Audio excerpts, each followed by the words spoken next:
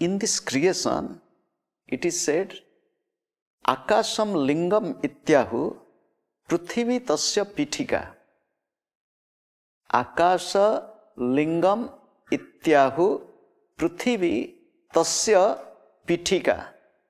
If you see linga, there is one, oval shape structure, and below there is one special base. It is said Akasha is the linga and that base is the earth. Akash means the sky. Sky is the linga, the earth is the base. What does it mean? Whatever you see in this world, whatever you have experienced in this world, it is in between the two. The heaven and earth, the sky and earth, in between that. And that is the unmanifested manifestation of divinity. What is Shiva Lingam? Unmanifested manifestation of divinity.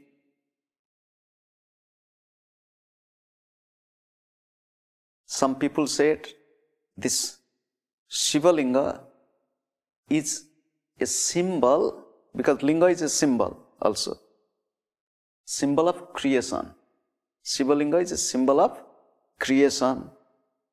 In creation there is Prakriti and Purusha.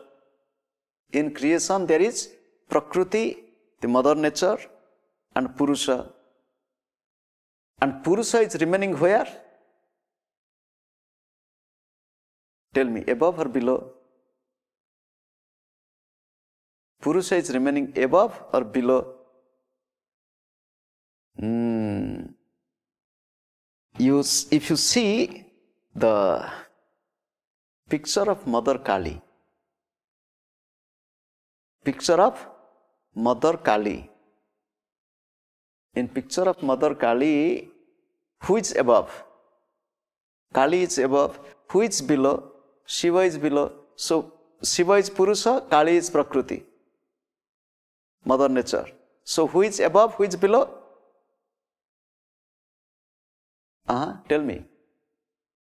Purusha is below in the sense remaining unseen. It is not really below, it is unseen. Prakriti is seen. When you look at Mother Kali, immediately your eyes goes to whom? Tell me. Your eyes go to Mother Kali, not to Lord Shiva. Lord Shiva is remaining hidden, remaining below the feet. When one is carefully observing, coming to below the feet. That is why, in the prayer to the Mother Divine, I don't want to look at your face, I want to look at your feet. If I look at your face, sometimes it looks little bit, furious you might be looking. If I look at your feet, I look at your feet so beautiful. At the same time, I look at Lord Shiva also. Your feet helps me to experience Lord Shiva. If I look at your face, I might have little fear. So I don't want to look at your face, I want to look at your feet.